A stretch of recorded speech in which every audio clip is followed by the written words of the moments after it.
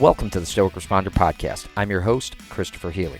As a special agent who spent more than 15 years conducting large-scale fraud, money laundering, and public corruption investigations, Stoic philosophy provided a mindset edge that became the foundation of my professional success. My mission today is to share those same ancient mindset lessons with you so that you can turn obstacles into opportunities and adversity into advantage. Time to muster up. All right, folks, welcome back to the Stoic Responder Podcast. I'm your host, Christopher Healy. And today is Tuesday, July 16th. This is going to be episode number 30. Hard to believe we've already knocked out 30 episodes of this podcast. This one here is called It Isn't Worth the Argument. And I selected this topic for a couple of reasons before the incident that occurred on Saturday involving former President Trump at a rally in Pennsylvania. Now, as I'm recording this, it is on Monday.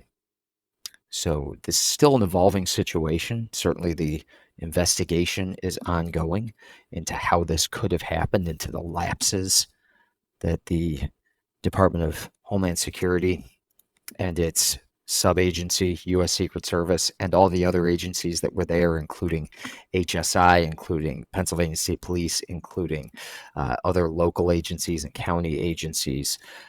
How could this have happened? A lot of people are asking that in the law enforcement community. A lot of people have their opinions about this. A lot of people have been involved in protection details. I was never involved in a presidential protection detail. I did a lot of work with the Secret Service, but because that is a dual purpose agency where they have their protective mission that everyone knows about, but also have an investigative mission, I mostly worked with them from an investigative perspective. I worked with a lot of agents who were on protection details or supplemented protection details or were called out to do advance work in advance of presidential visits, of candidate visits and the like. But I did not actually do protective work with Secret Service. I only worked with those guys as a financial crimes investigator. So a lot of people are asking me, how could this happen? Where were the failures? And, I'm giving the same answer that I think a lot of people should be giving in an evolving situation like this, which is, I don't know. I'm learning. I'm reading, I'm talking to people that I know who were in the Secret Service, guys that I worked with. I'm talking to guys I know that I worked with who investigated the Secret Service because, as you all know, I previously worked in internal affairs for the Department of Homeland Security. So when a high-profile incident like this happens where there is a failure within a DHS entity or agency, oftentimes my prior agency would be the lead agency in investigating the, for lack of a better term, debacle that just occurred. Now, of course, FBI has an investigation. This is a assault on a candidate. There are specific laws about that. That falls under FBI's purview. This is a murder investigation. And so there is a federal component to this. There is a local component to this. There are all sorts of different overlapping authorities and overlapping components that you have to think about and consider when you have an incident like this. But beyond all of that, there will be an investigation into policy failures, into staffing failures, into who screwed up, who was in charge, where does the buck stop in terms of what areas were searched, what areas, what assets were provided, what was available to the team, who said yes, who said no. All of those things will come out in the end. And a lot of those things, when you hear the Secretary of Homeland Security pledging that there will be an independent investigation, what he's referring to is the Department of Homeland Security Office of Inspector General, which was my prior agency. So for those of you who are interested, who have been asking those questions, there's one guy I know who knows more about Secret Service process than I do, who knows more about investigating Secret Service screw-ups than I do, because he did that quite a bit more in the agency that we both worked for than I did. He actually worked at our headquarters unit and was assigned to do high-profile investigations that drew media attention, high-profile investigations that involved the United States Secret Service, high-profile investigations like the Cartagena investigation back during the Obama administration, investigations involving Secret Service agents with off-duty shenanigans and other things. And so for those who are interested and want to know more about this, as I do, we're going to have my good friend and sometimes co-host Jeff Fields come on, and we're going to do a full conversation about what we know, about what he can tell us about what's going to happen next from an internal affairs perspective. And you can tune in here at the Stoic Responder, and you can get a link to that. I will post it to all my social media. It will go out onto the podcast feed. It will go out on the Substack feed. But we're going to be recording that on Wednesday. And hopefully by the time that we record that, we've got a little bit more information to digest, and we can give you guys just a broad overview of the incident itself, and then what Jeff's opinion is about what happens next, where this goes, and what you can expect to see as this gets worked out. So that's answered everybody's question. But I actually picked this topic for today's show, not so much based on the back and forth that people are having in the online environment right now, because if you're like me and you've got friends on social media from a variety of different backgrounds, from a variety of different political opinions, you may have seen some things on your social media feeds this week or this weekend, I should say, that upset you, that bothered you. You may have seen people making light of this incident, or people making jokes about the individual's aim, or people making jokes about what they wished had happened. And I, of course, when I see the father of two girls, a public servant himself, being killed by a madman who's trying to incite an incredible national catastrophe by killing a leading candidate for the presidency, when I see that, the last thing on my mind is getting online to make a snarky comment. I'm praying, I'm scared, I'm thinking about our country. But in our lives, that's where a lot of people go. We take our grievances, we take our problems, we jump directly onto social media. And it's about anything, right? It's about all sorts of things. And I think, I've kind of experienced this recently in our personal lives with my wife, who, when we were in Florida, we just got back from being in Florida for 2 weeks. When we were in Florida, we ran into an incident where our child, who is wheelchair bound, was unable to access a space designed for her because individuals had taken advantage of that space who were ambulatory adults.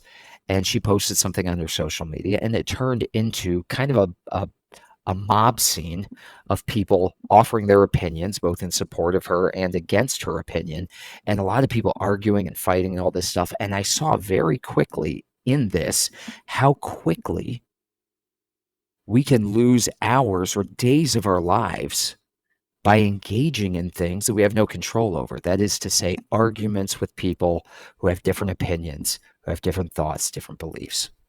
So that's what this is about. It just so happens to coincide with another incident, or what will certainly be multiple incidents in the course of the next 4 or 5 months of presidential politics, where something occurs and we all go to our silos, we all go to our corners, and we start arguing about it on social media. And mostly we talk past each other. So what would the Stoics have to say about this? Well, in the Stoic framework, as we've talked about a lot, things within our control are often referred to as internal things. Those include our thoughts, our beliefs, our values, our attitudes, our choices, our actions, our reactions. These are the aspects of our lives that we have the power to influence and direct according to our own will. On the other hand, there are things that are outside of our control. And again, this is that classic framework of the dichotomy of control. So on the other hand, there are things outside of our control that we term external things, and that encompasses other people's actions, other people's opinions, societal norms, reactions to circumstances beyond our immediate sphere of influence, right? A hurricane entering the Gulf of Mexico, for instance. Where it's going to go is outside of our control. What we do to prepare for it is within our control. How we prepare our house, how we stage things up. What the path the storm takes beyond that is outside of our influence, right? But in this social media-driven world that we inhabit, where an edited clip, for instance, of an officer's use of force or an officer's interaction with the public rockets around the world in an instant, absent any context, we in this community often get painted with that broad brush, with the opinions of those who would never dare take the oath to protect and defend, who would never stand up in the first place. We're seeing this right now with the Secret Service reaction. Okay, now you can look at, as I did initially, you can see individuals rushing to the stage while bullets are still flying, getting down on top of the former president, protecting his body with theirs. And you can see as a first responder the courage that takes. You can see people's instant reaction to duck and cover and take care of themselves, but there are men and women who are pledged to protect the protectee, in this case, the former president, who are rushing into harm's way. That's tremendously brave. No matter who the protectee is, no matter what your politics are, the very act of rushing to protect someone else at the possible sacrifice of your own life is an incredibly brave thing to do. And yet the picture that's being painted right now, this broad brush opinion, is on one side, you're seeing this incredibly toxic idea that this was all staged, that this is intended to be a campaign optics thing, which is a wild conspiracy theory because there are people literally in the hospital, people dead right now. So that to say that the opinion that this is staged is insane. And on the other side, an almost equally insane thing is being bandied about, where conspiracy theorists are talking about the Secret Service is compromised. This was an inside job. These are wild things to say. But in this social media driven world that we inhabit, people will throw that stuff out there. It rockets around the world, absent context, right? Even as we're talking right now, more video, more things are slowly trickling about that are giving greater context to the entirety of what occurred.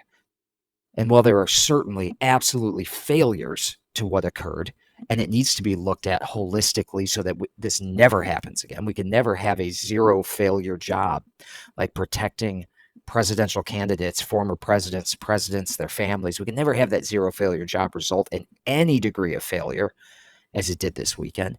So there's certainly criticism to go around. The stuff that rockets around on the internet, absent full context, it's going to happen, right? You're going to get painted with those broad brushes. So just like you respond to a use of force incident and somebody pulls out their cell phone, they get 10 seconds of you doing X, Y, and Z. They don't get the whole context. They don't get the whole picture. And that's what rockets around the internet. It's a free society. Everyone's entitled to their opinions, no matter how crazy, no matter how conspiratorial they are. Everyone's entitled to their own opinion about the police. They're entitled to their own opinion about you as a first responder, however misguided, however wrong, however just plain hateful it may be. People are entitled to feel that way, to see those things, to consider those things. And as tempted as we are to push back on every single false narrative, when somebody does have that opinion of you that isn't fully taking into consideration all the Graham factors in this use of force incident, for instance, as tempted as we are to get online and type away and, flex our muscles, we can't get so caught up in those opinions that we lose sight of the fact that we have no control over them. You see, the way to care less about what other people think and put less value into their opinions is to simply focus on living in accordance with virtue. When we direct our attention to the internal, we can free ourselves from the anxiety that this job brings, the frustration this job brings, the disappointment that this job brings. We can free ourselves from all of that and change narrative to the things that are within our control. When we become less preoccupied with trying to change the unchangeable and instead focus on making intentional choices that align with our values, we actually improve as public servants. We're never going to change the opinions of the people who think that, that the Secret Service, is compromised and set up Donald Trump. We're never going to change the opinions of the people that, think that Trump is faking it. Those people are going to get set into their conspiracy theories, and we can't change their minds. So what does arguing with people do? We're never going to change the opinions of people who think that still to this day think that Mike Brown put his hands up and said, don't shoot to Officer Darren Wilson. It didn't happen. It doesn't matter that the DOJ wrote a report saying it doesn't happen. It doesn't matter that the grand jury concluded it didn't happen. There are still people who are going to continue to believe that this happened. There's still people who are going to believe many of the lies that have been perpetuated by the media about the Breonna Taylor case or about the Derek Chauvin incident with George Floyd. these things are going to continue to perpetuate, and having arguments and fighting on social media over these things does us no good. What does us good is focusing on that which we can control and focusing on making intentional choices that align with our values so that we can improve our public facing jobs, so we can improve as public servants. You see, we can't ever stop people from thinking that we're the bad guys. Nothing we do is going to change their opinion.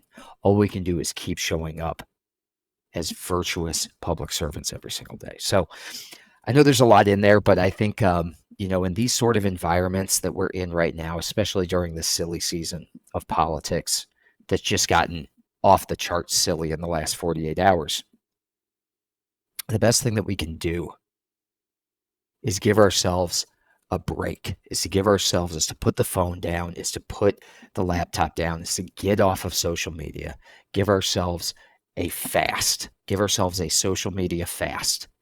Because when these crazy things happen, when crazy events happen, people oftentimes, to get attention, will throw the most caustic stuff out there to try to drive up and gin up anger, to try to drive up and gin up attention, to try to drive up and gin up their personal media metrics, their analytics, to try to draw people to them because it's good for their brand.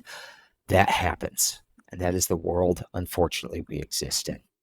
So the best thing that we can do, if we want to maintain our equanimity, if we want to maintain our control, is to remember that all of that is just noise. And as the title of this episode suggests, it isn't worth the argument. So do me a favor today.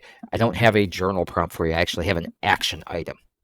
So here's what I want you to do. I want you to take, if you can, a 24-hour social media fast. And if you're one of those people who doesn't have any social media, maybe take a cable news fast.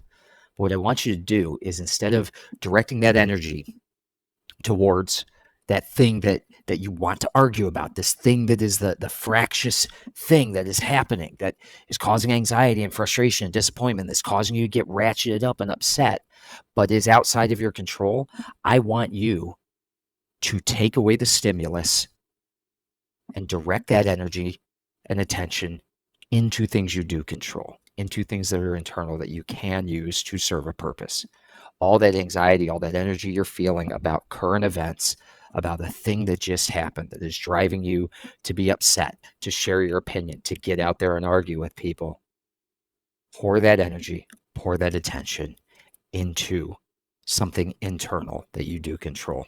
Again, remember what you control, right? You control your beliefs, your values, your attitudes, your choices, your actions, your reactions. The rest, other people's actions, other people's opinions, societal norms, other people's conspiracy theories, how people think about you as someone wearing a uniform, all of that is beyond your influence. So take a break. Take a 24-hour social media fast. If you can't do 24 hours, do 12. If you can't do 12, do 8. But give yourself a break from the chaos and the stimulants outside of your control. Folks, we got 4 more episodes for you this week. There's a couple of things that you can do to support this podcast if you are enjoying the show, if you're enjoying these episodes. 1, you can pick up a copy of my book, In Valor, 365 Stoic Meditations for First Responders. It's available on Amazon, Barnes & Noble, anywhere you get your books. And if you have picked up a copy of the book and you are enjoying it, please go back to Amazon or Barnes & Noble or Walmart or wherever you got it and leave it a review. Give it 5 stars if you think that it's helping you out, because that helps other people find the book and it helps to support this podcast, which I do for free. Number 2, you can subscribe to the Substack, the Stoic Responder. It's an absolutely free thing that I send out via email. You get these episodes for a week via email. You also get any writing that I do. I typically do 1 to 2 articles a week over there that are going to give you some Stoic leadership tips or Stoic tips for living your life with valor. And finally, the easiest thing that you can do is like, share, and subscribe to this podcast so that others can learn about what we are doing here. Folks, be looking for that bonus episode coming out later this week with me and Jeff Fields, getting on to talk from the law enforcement perspective, from the federal law enforcement perspective, from the internal affairs perspective at the federal level, from the DHS perspective, about what happened this past weekend. If you're looking for more info or insight or opinion from guys who have been there and done that, who have looked into misconduct in the federal government, that's what you're going to get in that bonus episode. But we got 3 more episodes of Stoic Wisdom coming your way as well. So, folks, we'll see you tomorrow. Until next time, you are out of roll. Thank you for listening. If you enjoyed this episode, please take a moment to subscribe, like, rate, and share this podcast so that we can spread the benefits of Stoicism to other first responders. It will only take you a few moments, but it can help us tremendously. Until next time, out of roll.